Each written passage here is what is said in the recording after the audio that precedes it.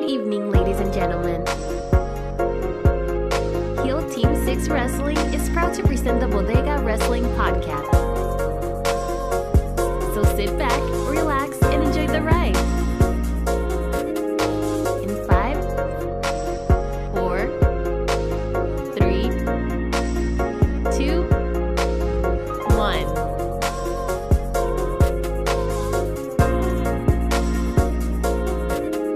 Good afternoon, ladies and gentlemen, and welcome to another episode of the Bodega Wrestling Podcast.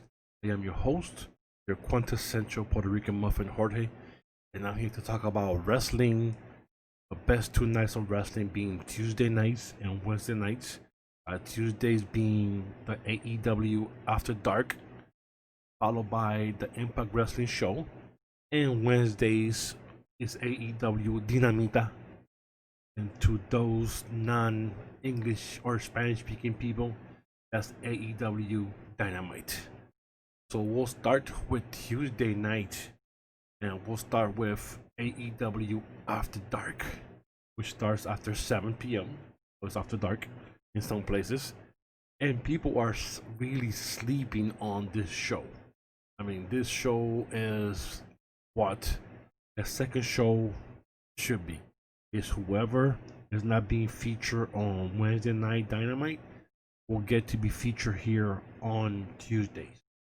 And this show reminds me a lot of the 80s when we used to have the NWA, WCW shows, NWA Worldwide, NWA Superstation Saturday mornings or Saturday afternoons, where it was always a showcase of wrestlers in squash matches.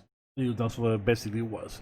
They had one formula, or actually they had two formulas. It was interview, squash, interview, squash, interview, squash, interview, squash, interview, squash, interview, squash, interview, squash, interview, and then the main event, which was, two up and comers or one person with a title, television title, or a tag team wrestling an up and coming team. And that was it. That was the formula, and it worked for a long time. It worked, and that's how it was. That's how you got people over. And this is how I see the AEW After Dark. Is that it's a lot of squash matches, but you get people that you normally don't see on Wednesday nights get shine on Tuesdays. And this week they had a total of 11 matches. I mean, it looked like a mini pay-per-view. So to speak. I mean, the first match that they had was, and I got them all written here, was Jurassic Park with against Capital Vices and John Cruz straight from Puerto Rico. Boricua all day, baby. Click clack, you know that. Capital Vices looked like this misjudged tag team. It's like they don't even belong together, weird outfits and stuff, but they actually got some offense in. And I was actually kind of surprised by what they had. John Cruz was just like, whatever. But, Capital Vices did their thing, and hopefully we'll get to see more of them in the future. Like I said, they're an odd-looking tag team. Even their clothes, attire is weird, but they got in some offense. And, of course, Jurassic Park came out with the win. So that should have been maybe the main event of the show, since there was a lot of offense by what they call the jobbing team, but they actually came out, so that was pretty good. Then you had SCU of Daniels and Cass going up against Avalon and Cutler. And what I like about Avalon and Cutler is that they're still looking for the first win as either a tag team or individually. I want to say Avalon's like 0-9. Colors like 0-7, 0-8, so they're looking for their first win. And another odd couple tag team, but they look good. They're working hard to get that first win, and they actually look good in this match. So hopefully in a couple of weeks they'll either fight each other, which most likely they'll end up in a draw, so both of them will get nothing and get back together and be as a team and get the victory together. So, well, Avalon and Cutler looked really good. SCU of course got the win, so that was another pretty good match. Then you had Big Swole against Danny Jordan.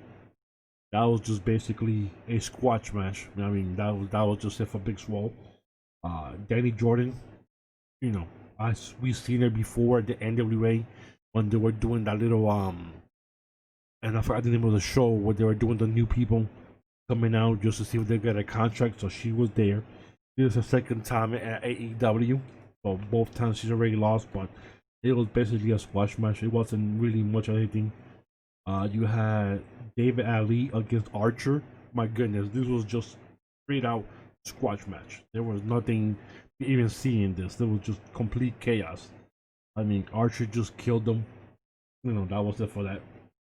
Then you have Musa and Dean going up against Sonny and Joey Janela.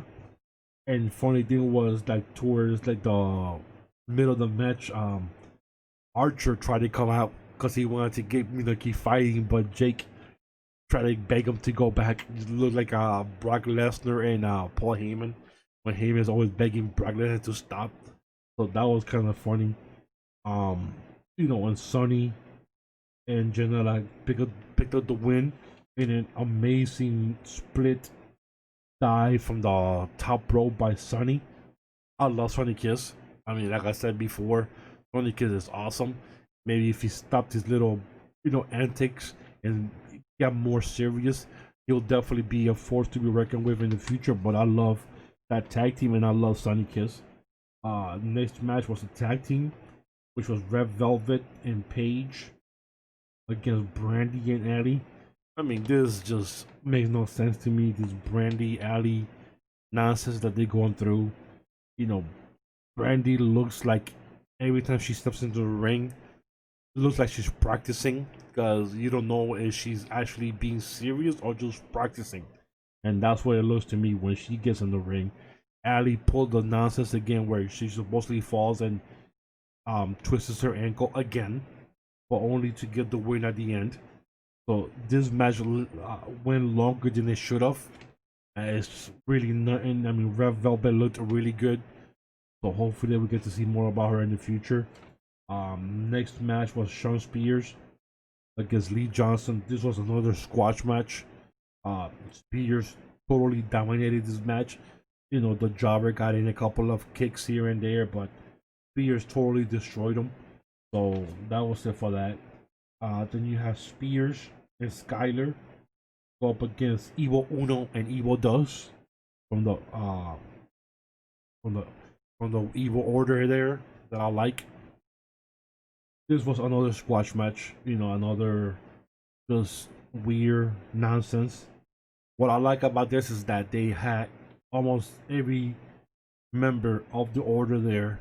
Even Brody Lee came out, and it adds a little more interest to the show that you have this top names showing up to this pre-show, of AEW Dark. So it kind of gives it that little meaning to the show, getting those guys to come in. So this was just another squash match, nothing important really happened there. Let me flip over the page to go see what's going on back here. The next match was I can't even read my own handwriting. But this was also another, squash match. It wasn't really nothing much to see.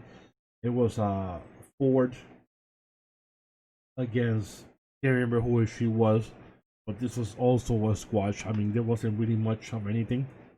But that's how it is. More squash matches, but it keeps the show going. The main event was Anthony going up against Scorpio Sky from SCU. The same dude, Anthony, was the same guy who wrestled Moxley a couple of weeks ago and actually gave Moxley a good match. So they had him in the main event against Scorpio Sky, and he actually looked better this time around against Scorpio Sky. So that actually gave some meaning to the last match of AEW After Dark. But like I said, this it was a mini pay-per-view. It goes fast. It's a good interaction with the announcers between Taz and Excalibur. They feed off each other well. Even Taz can mention to Excalibur that he should be joining the Evil Order there, because he had a mask, so that was kind of funny. And then when in the match with Jimmy Havoc, um, Taz have mentioned that Jimmy Havoc looks like he's cutting vegetables' heads off, which kind of made me laugh because he's saying Excalibur's going like, "What do you mean by cutting the vegetable heads? You can't say what you want to say." And Taz mentions something important, and he goes and says, "I can't say what I really want to say because I do not want to offend anybody." And in today's age, people get offended easily. So I thought that was funny because we are in this type of age now where you can't say much of anything because you might offend somebody by saying the wrong thing. So it's kudos to Taz there, understanding what we're in now. The soft era, which I like to call. But AEW After Dark is doing what needs to be done. They're using their second show as squash matches. Give guys who cannot get in on Wednesdays, give them that work. That's what matters. Let them get in there and let them do their stuff. So I applaud AEW for having that second show. And having people that you will normally see on Wednesdays get some shine on Tuesdays. So that's good for that. Now we're going to what happened at Impact Wrestling, which is my favorite show of the night. It was good as always. This week the show really went really fast. Even the Impact flashback of the week was short, which I actually love that. I hate it when they do this whole 5 minute thing of the show where it's just, why are you showing us a match from 10 years ago and then you're giving us like 5 minutes of it? It just makes no sense anymore. But I liked it because, like I said, it went too fast. It wasn't boring. The show was awesome, like always. Impact Wrestling has been putting a lot since this whole COVID-19 and not having fans being there. The shows have been really, really good, even with the People's Champion there, Tessa Blanchard, not being there, and taking her time back in Mexico, doing photo shoots with other people, but can be at the shows. But anyways, that's a different story. Not here, not there. But the first match was the Rascals against the North. Another amazing match by the Rascals. Another amazing match by the North. The North are not going to lose that title, on that tag team title, unless three things happen. One of them guys gets hurt for a long period of time, and they have to relinquish the belts. But knowing Impact Wrestling, they'll let them keep the belts for 6 months like they do with everybody else, and just come up with a TNA Impact title where somebody will go in the back and find it in a box, like we've seen already. Two, they turn on each other. One of them turns good, one turns bad, and they just says, "Screw it, we're out." Or three, it's a battle royal tag team match, or something like that, where there's 6, 7 different tag teams and they don't get pinned to lose the belts. But other than that, that's the only way the North will lose the belts. I don't see them guys losing those belts anytime soon. There's nobody in Impact Wrestling that they have now that will beat those guys in a fair match. It's gonna have to be a 3-way, 4-way, and them not to get pinned to lose those belts. But once again, it was an amazing opening match. Loved it. Poor R&B sensation Trey McGurk is getting knocked out in the back. It's just getting to the point. This dude just has bad luck. Somebody mentioned on that Twitch thing that maybe it was his mom who kept coming back to beat him up because he's not cleaning his room after he comes back from wrestling. So yeah, I thought that was funny. Um, you know, you have then you had Kimberly against Nevaeh, which I love Nevaeh, and I'm glad they finally gave her a chance to come here. What else they call? They call him the Havoc Death Machines or the Death something like that from Rise. So and Kimberly was good. Nevaeh looked good. I like her modified DDT that she does. If this is any indication of having females now the knockouts getting paired to bring back the knockouts title, they should just do like everybody else. Just have somebody be in the back somewhere, go through some boxes, and say, "Hey, look, we found the knockouts titles. Let's just bring them out there and defend them." You don't have to have no storyline. Just go with it that way. I mean, it worked for House of Jim Duggan when Scott Hall threw the WCW World TV title in the trash. It worked for Eric Young when he became a janitor and found one of those belts in the back. I think it was Booker T's Legend title, that was the King of the Mountain title, that was the European title, and some other titles. And then he made it into the TNA TV title. Just having something like that. Find it in the garbage somewhere, find the KOs in a box, and bring them back that way. Casey Steve is back. He's had a little promo that I liked, and he's supposed to come out next week with two partners, and I'm hoping and I'm praying that it's two new guys that he's bringing and not any ECW guys, because I am going to freak and throw my remote control on the ground if it's Tommy Dreamer and one of these ECW rejects. Oh my god, I'm so tired of these ECW guys. I just can't anymore with the ECW guys. I can't. And if it's Tommy Dreamer again, I'm gonna start freaking out. I'm gonna go on Twitter. You're gonna see me do a reaction video of me screaming if it's Tommy Dreamer and another ECW person. I'm so sick of those guys already. It's pathetic. Bring some people in. Have Steve come in with some new guys. And somebody mentioned on Twitter that it'll probably be Dave Christ, which I didn't even think about that. To go against his brother, and hopefully somebody new. But most likely it'll be Tommy Dreamer. But yeah, they had an awesome backstage promo or vignette between the Deaners and Willie Mack. I mean, this thing is hilarious. Whoever came up with this whole idea with a little music in the background and the Deaners talking to each other, oh, I miss you because I miss you too. I love you. Oh, I miss you so much, like a tornado misses a trailer park. Little jokes like that. I think that was funny. And Willie Mack doing the impressions and saying the little jokes in the background. That was gold, man. I love that segment. I thought that Tracy was funny as hell. Whoever wrote that, kudos to you. And that was amazing. Reno Scum is back. They went against Triple X. Triple X is huge, man. I mean, I ain't gonna lie. Triple X is one big ass tag team. And it's funny because you see one of the dudes there, that was his name, AC, who looks huge on the show, but if you see him now on Twitter, he's been working out a lot and losing a lot of weight.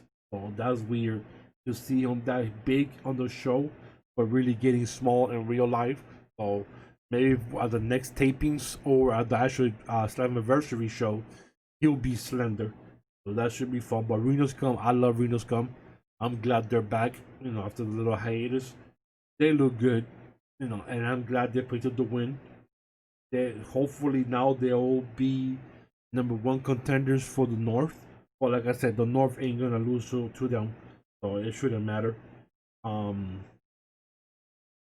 We saw another Jordan Grace interview, which kind of makes me think to myself, okay, so Diana Peraza introduces herself to you, put you in this arm bar thing where she twisted your arm, okay, looked a lot like Cero Miedo there, like he did back in over there at Lucha Underground, but then the following week, or maybe a day later after you doing the tapings, your arm is fine. I mean, you have no injury, no holding your arm, nothing, no stiffness. You holding the belt right on the right side, and Diana comes again, interrupts your interview, and puts you on the same move again. I mean, hopefully next week, if they show Jordan Grace again, Hopefully, her arm is on a sling, so that way they can sell the injury and let us know that she's actually injured and not just walking around with, oh, she put me in this armbar 2 weeks in a row or 2 days in a row, but I'm still fine. Like a little storytelling, little acting sells a lot. We had the free fight between Eddie Edwards and Ace Austin. Another amazing match. Ace Austin, I mean, 22, 23 years old. This dude is beyond his age. Eddie Edwards, I'm glad he's back. Even though I'm getting sick and tired of the whole, crazy psycho attitude that he has. He has to figure out, what type of gimmick he wants to go with. Because this is not working anymore. Batman Fulton just rising from the side of him was amazing. Great camera work, great camera angle. I didn't even see that. It looked like he was like the guy from the Blue Lagoon, the swamp thing, just coming out of the swamp just to grab this dude. Like Eddie's just getting ready to do his Boston Tea Party, and all of a sudden he looks over to the side, like, what the hell is, like, oh, it's King Kong, it's Godzilla, but it's Batman Fulton. That was amazing. That was gold. I mean, I popped for that. I thought he was gonna turn on Ace Austin, but now again, Ace Austin has another beast with him. First was Reno Scum. Now he has one beast, and like this dude is like 6'7", 6'8" Batman Fulton, which I met him. This dude is huge. I mean, this dude is huge. So, the show of Impact has always been good. They always been doing their thing. They've been stepping up, man. I mean, the Knockouts division is getting stacked. And now with the addition of Diona Purrazzo, it's amazing. And what's weird that people ask, well, I don't remember her, or what has she done? If anybody wants to look at her work, I recommend a match that happened back in 2017 before she went and got suckered into Connecticut, and the match was in Stardom, and it was again Toni Storm. The match lasted, I want to say, less than 15 minutes, but this was a Mad Wrestling Heaven match. I mean, between them two, it was an amazing match. That was one of the best matches I had seen, female-wise, in a long time. And the only match that topped it was the match from earlier this year, between from NWA, which was Allison Kay against the Mexican chick, and I'm sorry, I forgot her name. I can see her head in her face in my head. I just can't remember her name. But that match was crazy, and I watched that match like 3 times from the NWA pay-per-view. But this match between Purrazzo and Toni Storm, amazing. I mean, it's unbelievable match. But I love what Impact is doing. At the end of the show, we watched, or we saw another vignette, or somebody talk about the 20 people who were released. They changed some people's faces on the little video. Now they took Spud out, and they added Leo Rush, which is kind of funny. And towards the end, I'm surprised people missed this. Usually, the person is pouring 1 glass of whiskey. This time he has 3. So a lot of speculation that it could be maybe the guy is a drinker, so he's having 3 shots by himself. Either he had other people there in the room, so he just bring out cups for the homies to drink, or there's gonna be 3 new signees coming in for Slammiversary 2020 here, coming in July 18th, which is a Saturday, which is kind of weird. That's a Saturday night, but yeah, I don't know why it's on a Saturday and not on a Sunday. But yeah, so that's interesting to me.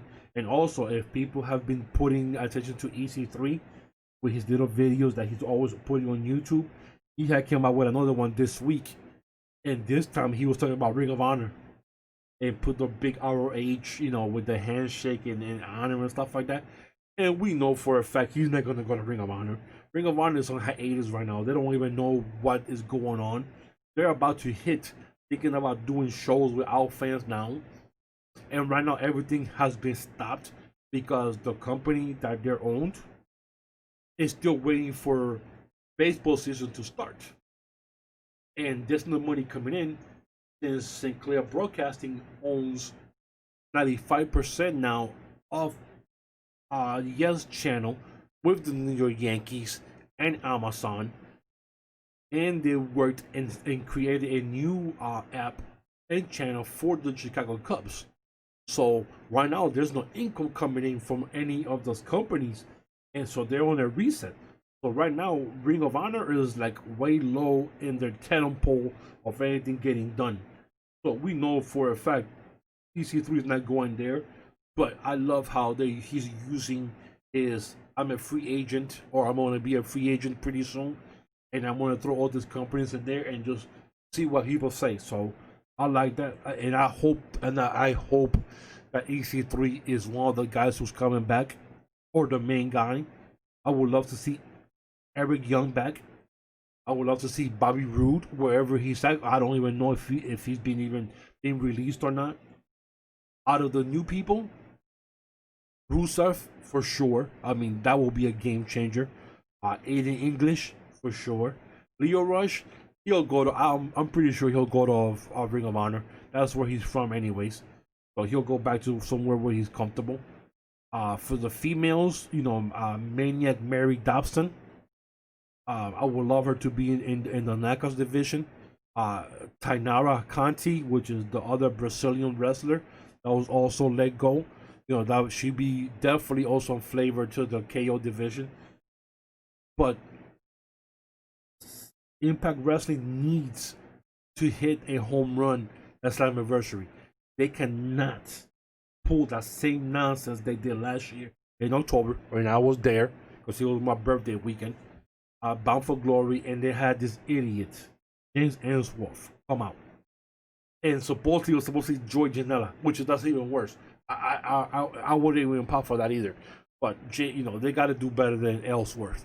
They have to hit something, man. They have to get at least two of the old guys, or at least two newer guys. They have the deep pockets now with Anthem.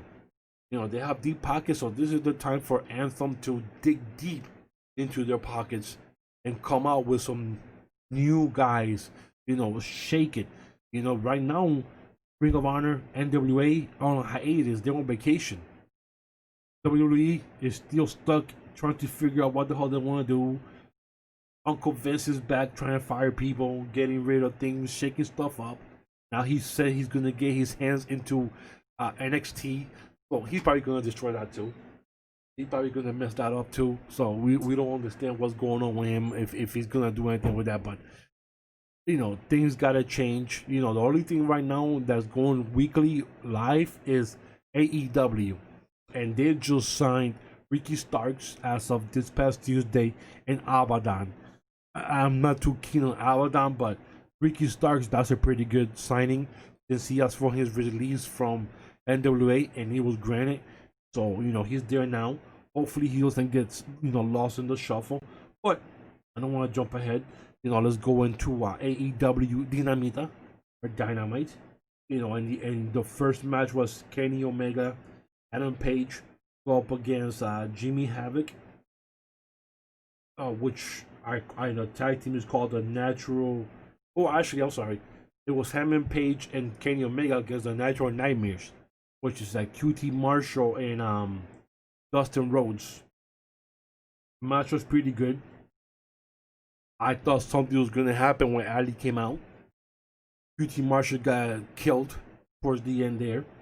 It was pretty much okay, we know who's gonna win going to Fyter Fest. So, Adam Page and Kenny Omega picked up the win. It was a good match. I'm not mad at that. The right team won. So that wasn't bad. Later on we saw a little vignette of Anna Jay. And I have to say Anna Jay is hot. She is gorgeous. I love her. Never saw who she was. But she's gorgeous, and I'm mad she got killed by Abaddon. I'm probably saying that wrong, but This Abaddon person is scary looking as hell. I mean, this chick is really, really scary looking with the whole makeup. I'm surprised Abaddon didn't get to go to Impact Wrestling and team up with Rosemary. That would have been some crazy stuff there. And Su Young in the days there, but yeah, but Anna Jay definitely looks good. After the match, a Dark Order came out. Evil Uno went up to Colt Cabana or Colt Boom Boom Cabana and gave him a little contract. And we found out afterwards that it's supposed to be a contract with him to team up with Brody Lee next week to go up against George Janela and Sonny Kiss. So that should be a good match to see which way Colt Cabana goes. If he joins the Dark Order or if he stays, by himself. But he put a good, nice promo about getting older. Chances are limited. So he needs to make a choice of what he wants to do. So that was pretty good. Also, a little nice thing that happened was Brody Lee had some of the guys go pick up Anna Jay and they brought her to him. And looks like we're gonna have our first Dark Order female member. Hopefully they'll probably call her number 7. Yeah, 7 or 9. Or 7 or 10, just like that one chick from Star Trek. Because they got like 10 members, call her 7 or 10. That'd be kinda cool. But yeah, anyways, I'm fantasizing in my head. Later on we saw MJF go up against Billy Gunn. Oh my bad, Holly. Sorry, I don't want to get sued against Billy. Because now Uncle Vince went and they took Billy Gunn's last name now. So now he can't use Gunn anymore. Now it's Billy. Jesus, Uncle Vince. I mean, you can't beat that. Messed up, man. Jeez. But anyways, just little match. It just made no sense to me about why is MJF fighting Billy Gunn. But I'm pretty sure they just keep building MJF. I don't think he's even lost a match yet. So he won, because he used the ring, knocked him out. And after the match, we saw them argue with the Jurassic Express. They had a little hoorah, rah, rah out in the corner there. And the little man there, who was like 5 feet or maybe 4'11", they're jumping over everybody to jump on top of Orlo. So I thought that was funny as hell. Dr. Britt Baker, little storyline with Big Swole. I still don't know why they call her Big Swole because she's not really that swole. I got more muscle. Well, actually, we probably have the same muscle mass, and I'm fat. So when I go like this, it looks like my muscle matches hers. So I don't know why they call it Big Swole, but yeah. So you got a little thing going on there. You had the AWA TNT Championship. Cody, called another one of his little promos. And then this time was answered by Ricky Starks. Match was pretty good. Nothing exciting. Nothing, out of the ordinary. Match was good. Ricky Starks got signed now by AEW, so that's good.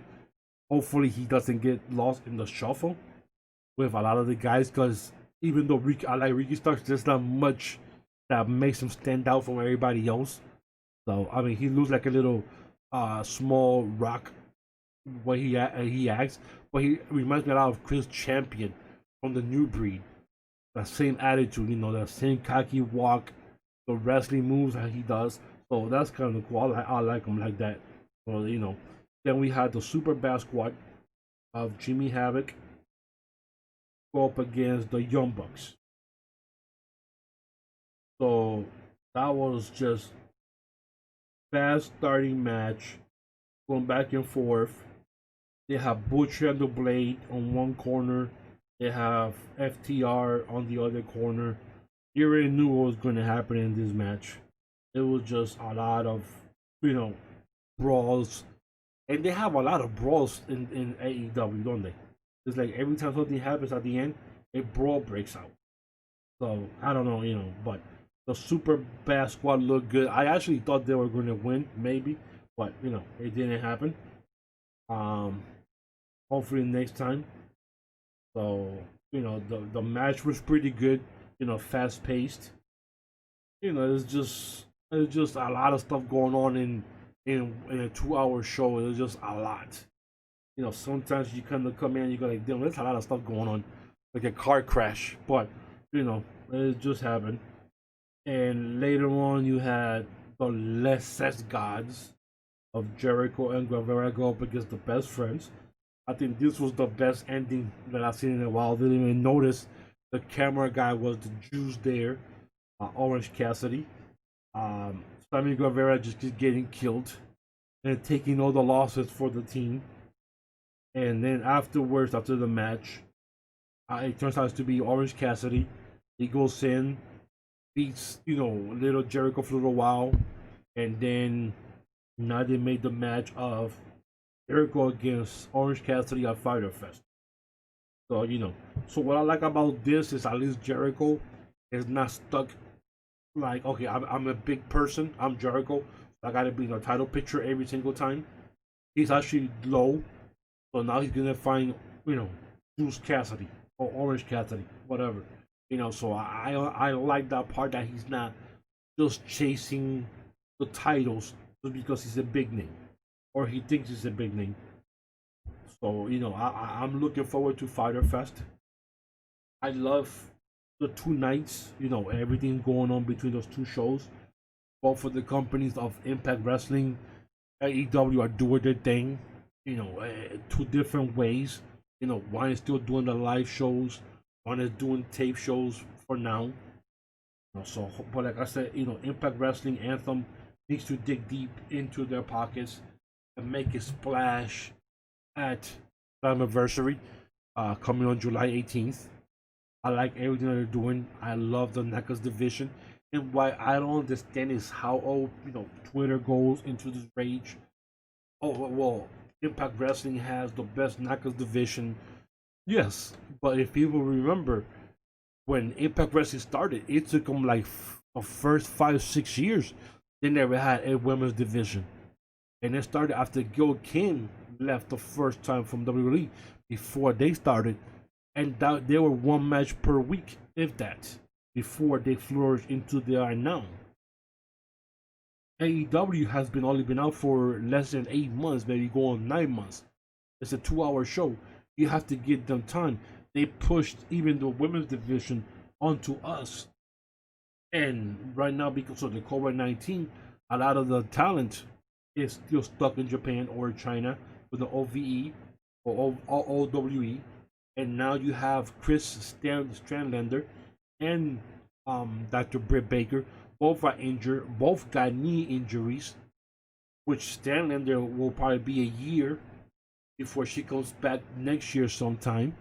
So you're missing 2 big faces in the company now, I heard.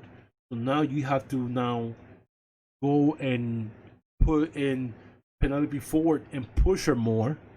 Nyla Rose, push more. Big Swole now is going to get a bigger role. And then whoever else you could find who you're going to trust to put in there. So, the women's division is going to take some time to build. I mean, the company hasn't even hit 1 year yet on TV. So, give it time, it's going to get there. Sooner or later, it'll get there. Impact Wrestling right now has the upper edge when it comes to women's wrestling out of everybody. But, they don't, they only have also 10 wrestlers, 11 wrestlers. We still don't know what's going to happen with Tessa Blanchard if she's going to come back for July 18th. So that's another thing that's happening right now. Right? It's all give and take. We gotta take what they give us, and we have to enjoy it because right now, wrestling is at an all-time high, and thanks to wrestling, we're getting by. Especially if we love sports. There ain't no sports going on except for wrestling right now. And I'm glad because I'll be going crazy if there wasn't any wrestling for us to watch.